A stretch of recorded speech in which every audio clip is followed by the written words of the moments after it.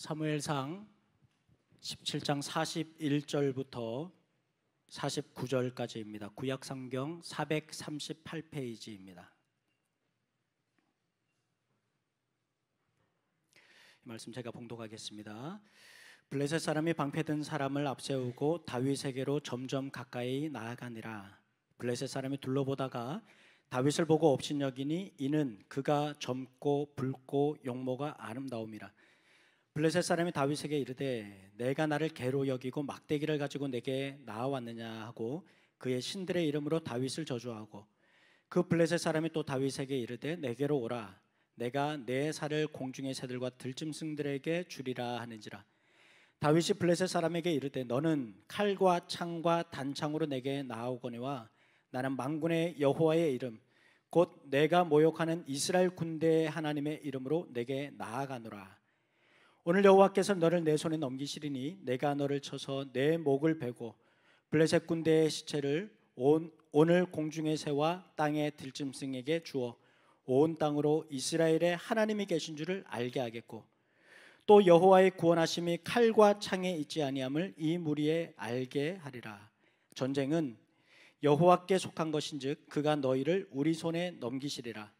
블레셋 사람이 일어나 다윗에게로 마주 가까이 올 때에 다윗이 블레셋 사람을 향하여 빨리 달리며 손을 주머니에 넣어 돌을 가지고 물매로 던져 블레셋 사람의 이마를 치매 돌이 그의 이마에 박히니 땅에 엎드러지니라. 아멘. 할렐루야. 한 주간 지내면서 우리가 지난 예배당에 있을 때는 예배 시간 외에는 이렇게 주중에 오시는 분들이 거의 안 계셨습니다. 그런데 이번 주에는 이렇게 보니까 오다 가다 참 많은 분들이 이렇게 들리십니다. 그냥 어떻게 오셨습니까? 그냥 오셨다고 다들 그럽니다. 그래서 여러분 지나가시다가 날씨 더우면 들어오십시오. 들어오시고 2층에 목양실이 있으니까 2층에 오셔가지고 저도 한번 보시고 그렇게 가시면 좋겠습니다. 특별히 이제 우리 주변에 계신 분들, 아마 뭐 다른 교회 계신 분들이 뭐 꽤 많으실 텐데 또 안 믿는 분들도 이렇게 교회 들어오십니다. 들어오셔가지고 새로 세워진 건물이 어떤지 이렇게 둘러보시고 또 그렇게 하시는 것을 보았습니다. 오늘도 또 이제 여러분들이 이렇게 오셨는데요. 어떤 분이 또 이렇게 등록을 하실지 지나가실지 잘 모르기 때문에 일부러 아직까지 뭐 등록하시라 이렇게 말씀드리지 않으니까 여러분 참고해 주시면 좋겠습니다. 아울러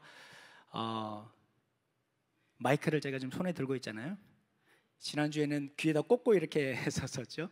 우리 마이크 장비가 여러 개가 있습니다. 그래서 지금 테스트를 다 좀 해보려고 이거 마이크 저 마이크 막 쓰는 거니까요. 조금 불편하시더라도 양해를 해주시고, 또 처음 오신 분들은 정장도 안 하고 넥타이도 안 하고 지금 찬양되는 가운도 안 입고 이 교회 교회 간판도 없고 십자가도 없고 이건 무슨 교회가 이번 주에 십자가랑 이제 간판 달거든요.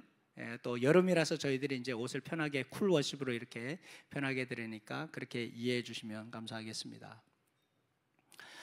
간판도 없고 교단도 알 수 없는데 이런 교회에 오신 여러분을 참 감사하게 생각합니다. 이단이 많은 이때 이 교회가 어떤 교회인지 알고, 그렇죠?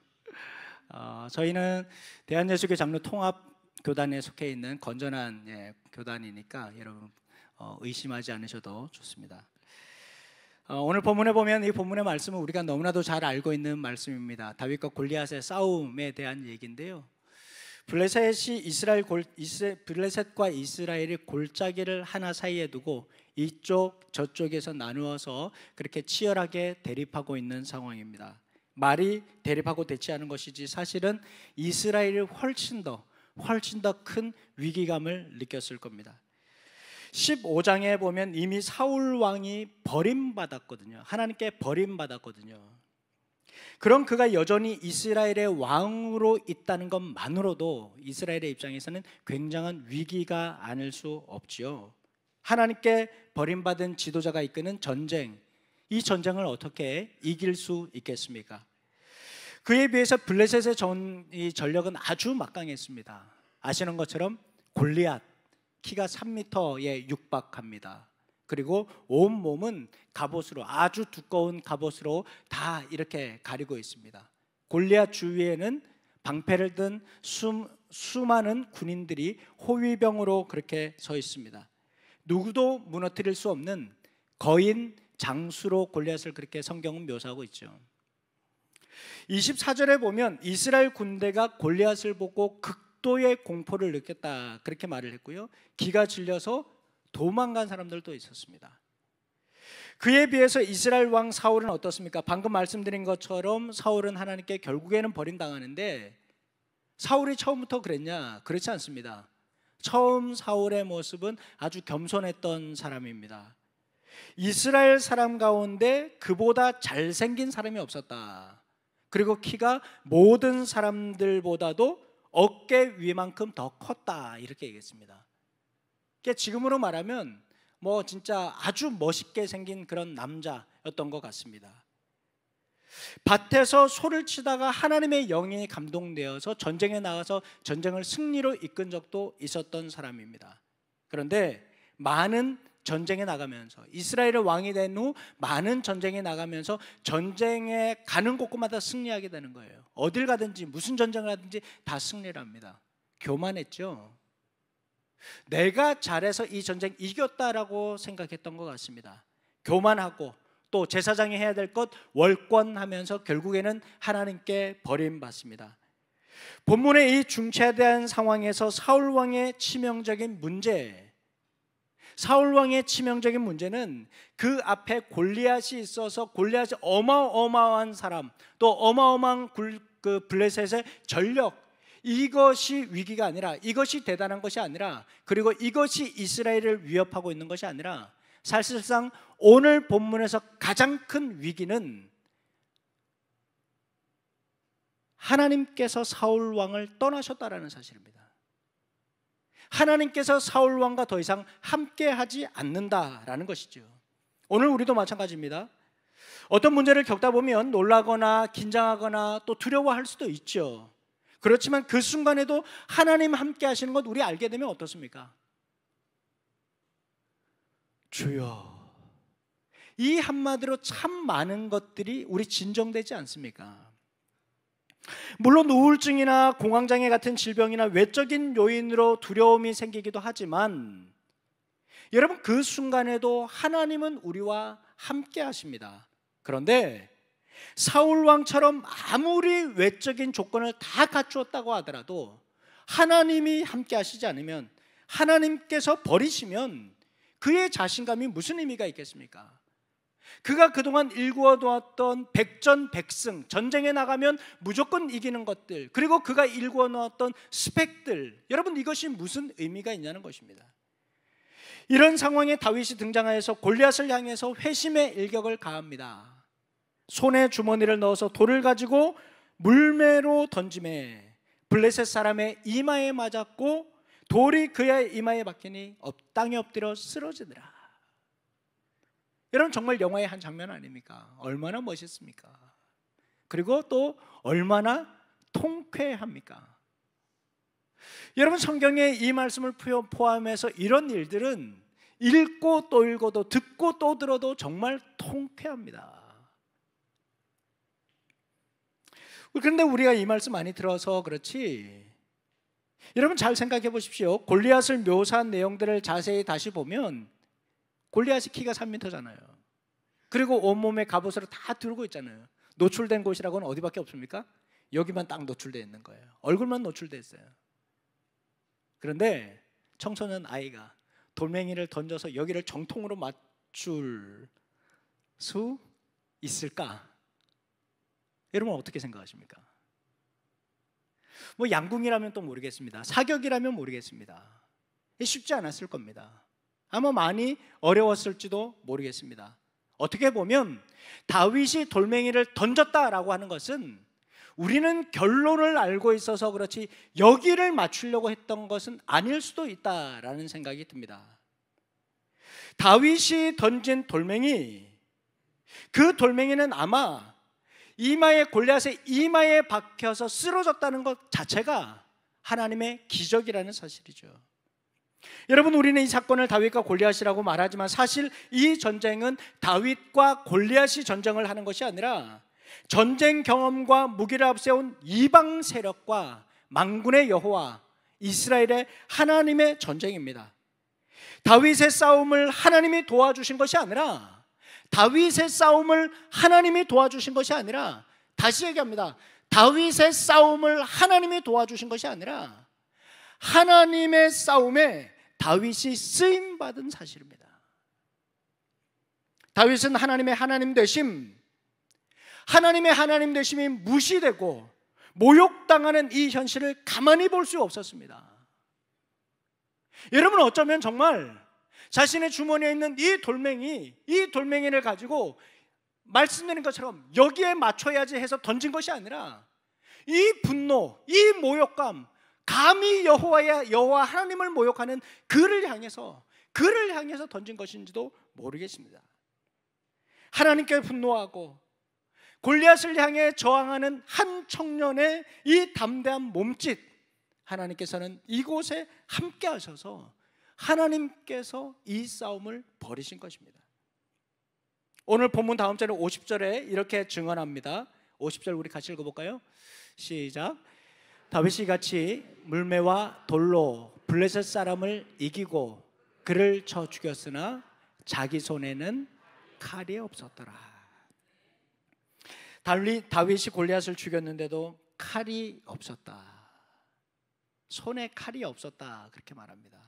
다시 말해서 시냇가에서 주운 돌멩이로 적장을 쓰러뜨린 것이죠. 이 전쟁의 주인공은 다윗이 아니라 바로 하나님이기 때문입니다. 다윗이 뭐라고 얘기합니까?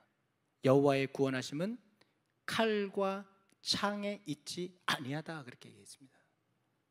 하나님의 구원하심은 배틀채 같은 창을 가졌다고 해서 이기는 것 아닙니다. 천하무용검을 가지고 상대를 쓰러뜨리려고 해서 이길 수 있는 것 아닙니다. 하나님의 구원하심은 비록 길가에 있는 작은 돌멩이 하나라고 하더라도 그 돌멩이도 하나님께서 귀하게 사용하시고 그리고 적장 골리앗을 쓰러뜨릴 수 있다는 사실입니다. 그렇다면 다윗은 아무것도 한 것이 없을까요? 골리앗의 일전을 앞두고 다윗은 사실은 앞에 자세히 보시면 사울의 갑옷을 입었던 적이 있습니다.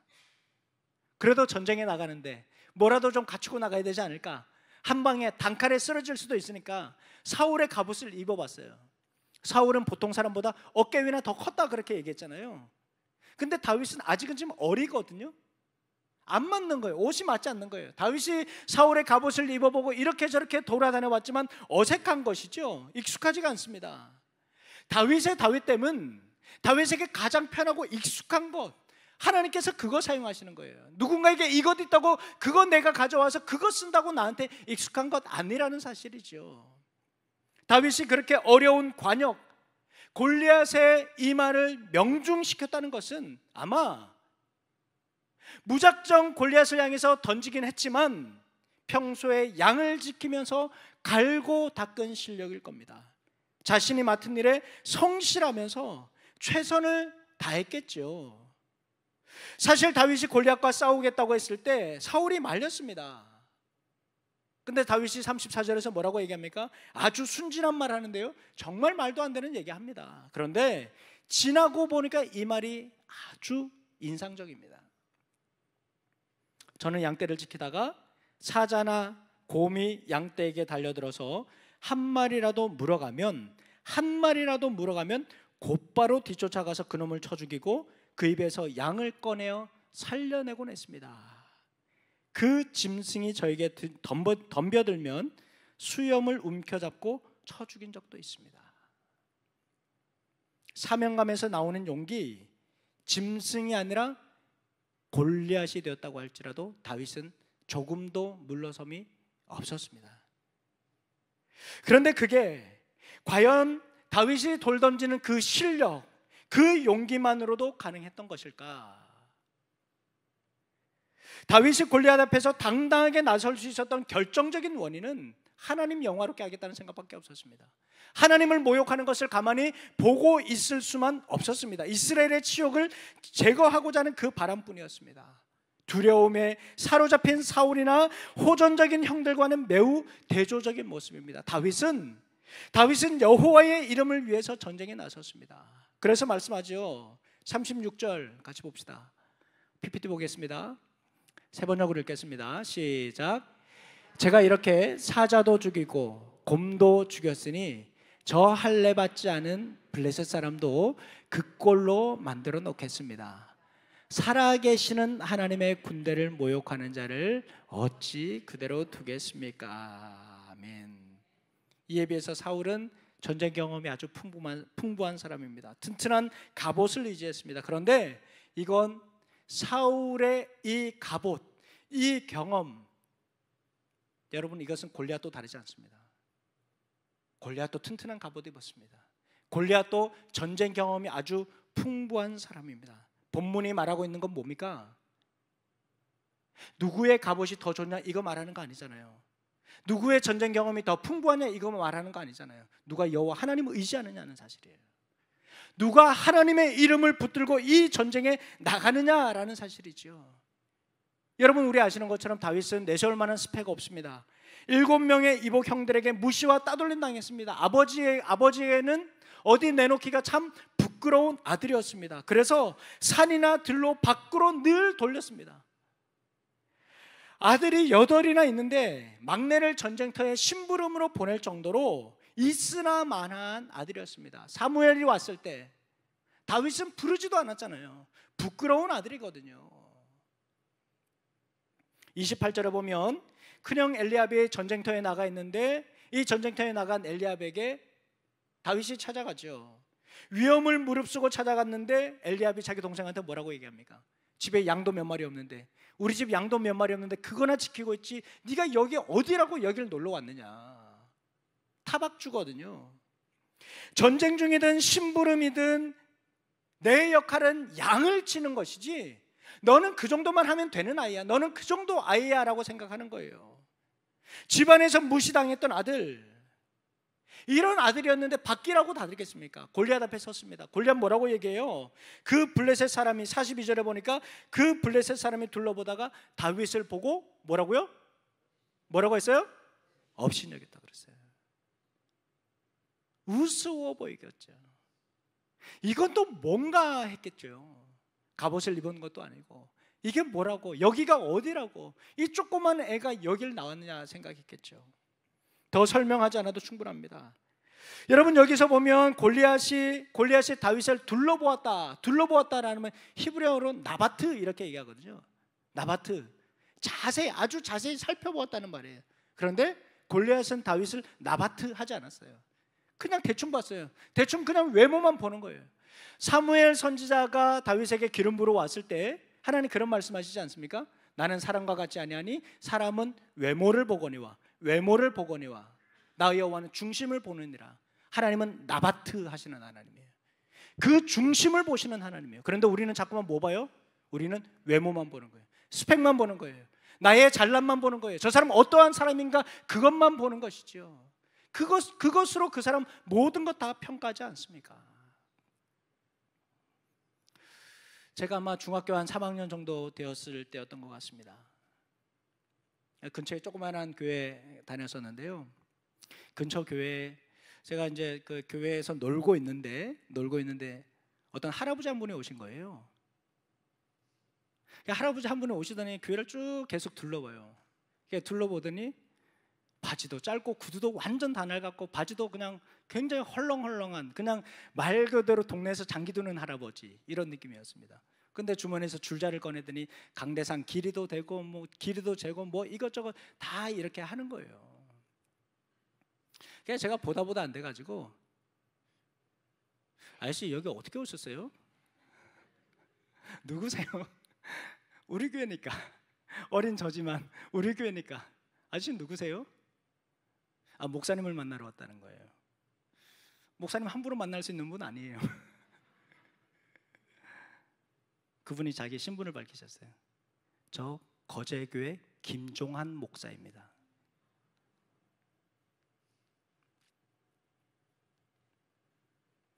당시에 거제교회 이 예배당 지었을 때거든요. 가장 큰 교회였잖아요. 부산에서 수영로교회 짓기 전이니까. 제가 이분을 만나는 것 자체가 참 영광스러웠습니다. 그런데 그렇게 검소한 모습으로 오신 거예요. 저는 뭐 본 거예요? 이분이 김종환 목사님인 거 알았으면 처음부터 바로 목양실 쫓아 올라갔겠죠. 그런데 그냥 겉모습 보니까 그냥 동네 할아버지인 거예요. 나바트 하지 않는 것이죠. 그 내면을 보지 않는 것이죠. 다윗도 그랬습니다. 다윗도 골리앗 볼 때 그 외모만 보았습니다. 볼품 없었습니다. 이스라엘 군대도 오합지졸인데 나라가 망해가는 꼴이 됐으니까 얼마나 이 나라 백성들은 우습게 보였겠습니까? 그런데 조그마한 아이가 전쟁터에 나왔습니다. 16장에 보면 사무엘 선지자도 똑같이 다윗을 볼 때 그런 모습으로 보았습니다. 그런가 하면 다윗이 골리앗에게 내세운 무기 뭡니까? 뭐 가지고 나온 거예요? 다윗은? 아니에요. 다윗은 여호와의 이름 가지고 나갔어요. 하나님의 이름 가지고 나갔어요. 다윗은 우리가 말하는 스펙, 골리앗을 위협할 만한 그런 나바트 전혀 없었어요. 그의 손에는 오로지 여호와의 이름 하나밖에 없었습니다. 그 분노, 거룩한 분노를 가지고 골리앗 앞에 섰던 것이죠. 앞에 읽었던 50절, 사람의 죽고 사는 이 전쟁터에서 칼이 없었다는 사실은 다윗에게 있어서는 치명적인 약점일 겁니다. 그러나 이 전쟁이 끝난 후에 보면 이건 얘기가 달라집니다. 전쟁 중에 그 손에 칼이 없었다는 것은 다윗에게 치명적인 약점이었었지만 전쟁이 끝난 후에 골리앗이 쓰러진 이후에 다윗의 손에 칼이 없었다라는 사실은 이 돌멩이 하나로 거대한 저 골리앗을 쓰러뜨렸다는 사실은 전적으로 다윗이 여호와 하나님 의지했다는 것입니다. 하나님이 다윗의 손에 함께 하셨기 때문에, 이 전쟁 가운데 함께 하셨기 때문에 골리앗을 쓰러뜨릴 수 있었던 것입니다. 다윗은 늘 혼자였던 사람입니다. 그의 말동무는 양이었습니다. 그가 뛰어다녔던 곳은 깎아지는 듯한 산비탈이었습니다. 땀이 날 때면 지중에서 불어오는 그 시원한 바람, 그 바람이 다윗을 위로했습니다. 짐승이 자기 양떼를 덮칠 때면 그 절체절명의 순간에 사명감이 그의 유일한 힘이었었습니다. 가족에게조차도 타인의 시선을 받았던 사람, 집안에서 속내를 드러낼 수 없었던 그런 환경, 여러분 그 상황 가운데서도 가슴을 파고드는 그 외로움과 북받치는 서러움이 있지 않았겠습니까? 그럼 그가 노년에 그의 생애 마지막에 이런 노래 부릅니다. 여호와는 나의 목자시니 내게 부족함이 없으리로다. 그의 삶은 결핍투성이었습니다. 빈곤 그 자체였습니다. 우리는 이 시를 생각할 때마다 정말 목가적인 그런 분위기, 여유롭고 넓은 초원을 떠올리겠지만 사실 다윗이 있었던 곳, 다윗의 무대는 하루도 마음 편히 지낼 수 없었던 그런 곳이었습니다. 집이라고 편하지도 않았습니다. 자기 이름을 위하여 의의 길로 인도하시고 사망의 골짜기에서도 두려워하지 않는다 그렇게 말했었지만, 사망의 골짜기야말로 다윗이 늘 거했던 곳입니다. 그는 늘 차별과 불평등 속에서 살았습니다. 왕위에 오르기 전까지 사울의 칼에 쫓겨다녔고, 왕에 올라서 이제 좀 편하게 살만하면 이제 아들의 칼을 피해 다녀야만 했습니다. 그런데 어떻게 원수의 목전에서 잔치상을 베풀어 주셨다 이렇게 고백할 수 있겠습니까? 그럼에도 다윗은 자신의 삶의 일평생, 그 일평생의 삶을 돌아보았을 때 내 평생에 여호와의 선하심과 인자하심이 항상 나와 함께 하셨다. 주님께서 영원토록 나와 함께 하실 것이다. 이렇게 고백했습니다. 그리스도인들이 가장 좋아하는 시편 23편. 사실 이 시는 다윗의 삶과는 전혀 반대되는 시입니다. 그런데 16장 18절에 보면 다른 사람이 다윗을 보고 이렇게 얘기를 합니다. 그는 수금을 잘 탈 뿐만 아니라 용사이며 용감한 군인입니다. 말도 잘하고 외모도 좋은 사람인데다가 마지막, 그는 주님께서 함께 하시는 사람입니다. 사마천이 쓴 사기에 보면 진나라가 조나라를 공격하죠. 조나라의 평원군이 이제 초나라에 가서 지원을 요청을 합니다. 이 전쟁 이겨야 되니까. 그리고 자신의 사병들을 막 모집을 합니다. 20명의 사병을 모집했는데 20명의 사병이 다 채워지지 않습니다. 19명은 다 채워졌는데 마지막 1명 오지 않습니다. 이 사람도 마음에 들지 않고 저 사람도 마음에 들지 않습니다. 그런데 그때 모수라는 사람이 찾아옵니다. 저를 써주십시오. 제가 용병으로 나가겠습니다.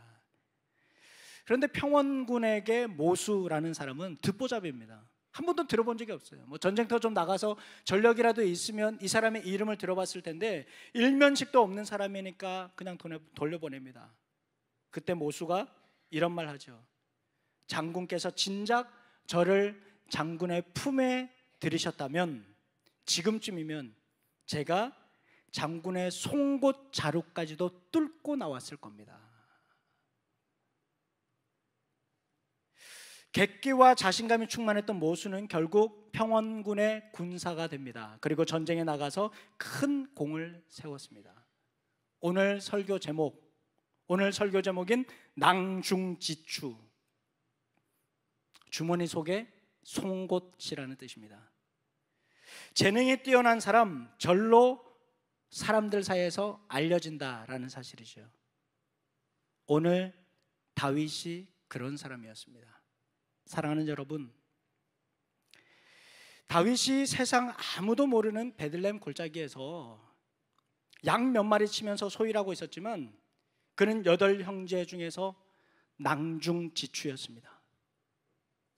골리앗 앞에서 벌벌 떨고 있는 수백만 이스라엘 백성들의 낭중지추, 바로 다윗이었습니다. 그가 이스라엘의 왕으로 등극할 줄 누가 알았겠습니까? 여러분이 여러분의 일상을 살아간다는 것, 시냇가의 돌멩이 하나로 치부될지 몰라도 성경은 그것이 골리앗을 무찌르는 하나님의 뜻과 계획 안에 있다, 이렇게 말합니다.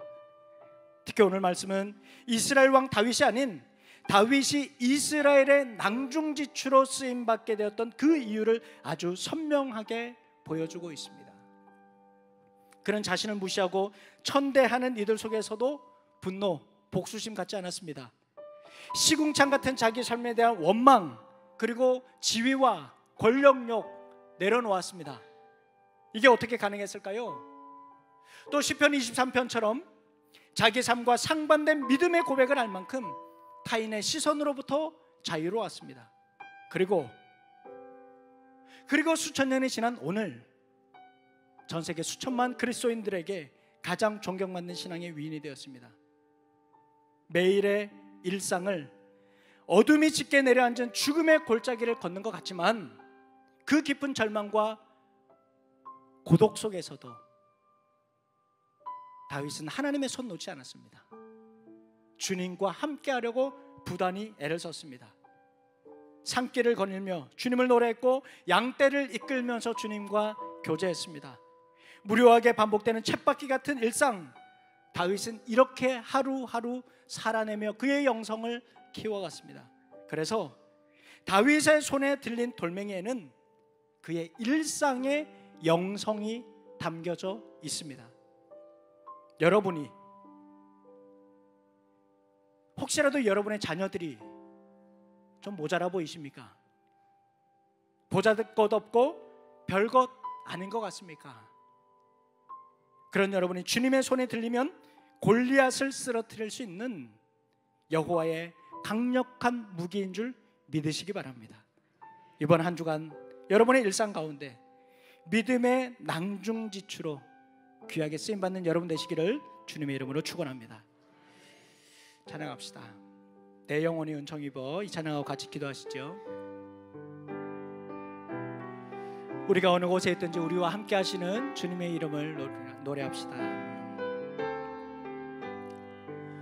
높은 산이 거친 들이 조막이나 궁궐이나 내 주 예수 보신 곳이 그 어디나. 다시 한번 높은 산이나 거친 들이나. 높은 산이 거친 들이. 여러분이 지금 어디에 있든지, 높은 산에 있든지 거친 들에 있든지 초막에 있든지 궁궐에 있든지, 여러분이 칼을 들고 있지 않더라도, 창을 들지 않더라도 그 돌멩이 속에 주님이 함께 하신다면, 아멘. 할렐루야 찬양하세. 내 모든 죄 사함 받고 주 예수와 동행하니 그 어디나. 우리 한 번 더 고백합시다. 높은 산이 거친 들이. 높은 산이 거친 들이. 내가 있는 그곳에 주님이 함께 하신다면, 아멘. 내 주 예수 모신 곳이 그 어디나. 하늘나라. 손을 들고 고백할까요? 할렐루야 찬양하세. 내 모든 죄 사함 받고 주 예수와 동행한 그 어디나. 할렐루야 찬양하세. 할렐루야 찬양하세. 내 모든 죄 사함 받고 주 예수와 동행. 우리의 삶 가운데 주님 임재해 주시기를 이 시간 함께 기도합시다. 우리가 주님 손에 붙들림 받기를 소원하며 함께 기도합시다. 주님 한번 부르고 기도합니다. 주여.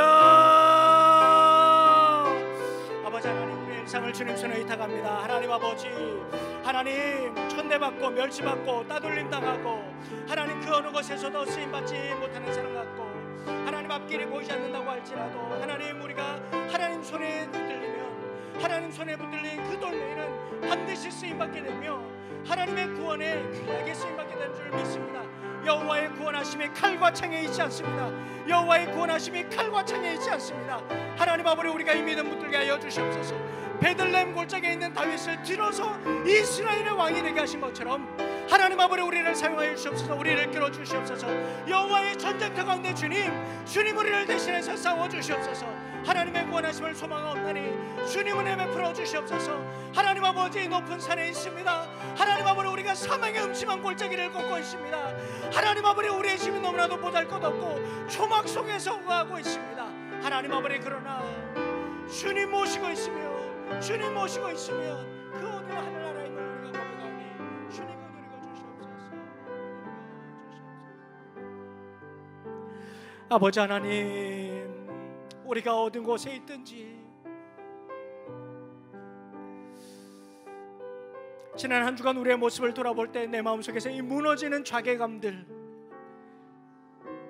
회복될 것 같지 않은 깊은 이 우울감들, 절망의 골짜기 속을 걸으며 정말 때로는 이 골짜기 자체가 사망의 골짜기라고 느껴지는 것처럼 도저히 회복의 기미가 보이지 않는 가운데서, 하나님 경제적인 어려움을 겪고 있는 가운데서, 진로와 길이 보이지 않고 길이 열리지 않는 가운데서 벼랑 끝에 서 있는 것처럼 느껴질 때도 있습니다. 하나님, 그러나 다윗이 여호와는 나의 목자라고 고백했던 것, 나의 평생의 선하심과 인자심이 반드시 따를 것이라고 그렇게 고백했던 것처럼, 하나님 우리 손에 들려있는 것 비록 작은 돌멩이 하나이지만 하나님 아버지, 이 영적인 전쟁터 가운데 하나님이 우리를 대신하여 싸워 주시옵소서. 하나님 아버지, 우리를 사용하여 주시옵소서. 하나님 아버지, 보잘것없지만 무시당하고 천대당하지만 하나님 그 어느 곳에서도 그 누구도 알아주지 않는 베들레헴 골짜기에 있다고 하지만 하나님께서 우리를 구원하여 주시고 인도해 주실 때 믿음의 낭중지추로 쓰임받게 될 줄 믿습니다. 하나님, 우리 속에 믿음을 다하여 주시고 하나님을 소망하는 이 소망에 꺾이지 않게 하여 주시옵소서. 하나님 아버지, 내가 낮아지면 낮아질수록, 내가 깊음 속에 빠지면 빠질수록 주님의 구원하심이 또렷이 보이게 하여 주시고, 하나님 아버지, 우리가 어둠 속에 들어가면 들어갈수록 여호와의 빛이 더욱더 환하게 밝아와서 하나님 그 빛을 바라보고 한 걸음 한 걸음 오늘도 이번 한 주간도 살아가는 우리 모든 교우들 되게 하여 주시옵소서. 절망 속에 오늘 예배 중에 나왔습니다. 하나님의 구원하심 기다리며 여호와의 말씀을 소망하며 이 시간 나왔습니다. 높은 산이지만 거친 들이지만 초막 속에 살고 있는 것 같지만 주님 이 자리에 참석한 모든 이들 마음속에 주님 임재하여 주시옵소서. 하늘나라 이루는 이 한 주간 되게 하여 주시옵소서. 주 예수 그리스도의 은혜와 하나님의 사랑과 성령의 교통하심이 절망 속에서도 여호와 하나님 소망하며 사망의 음침한 골짜기에서도 구원하실 주님을 소망하는 우리 모든 교우들 가운데, 또 전쟁과 분쟁과 자연재해와 도시의 빈곤으로 어려움을 당하는 이들 위해, 북한 땅 위에 이제로부터 영원히 함께 하시기를 간절히 축원하옵나이다.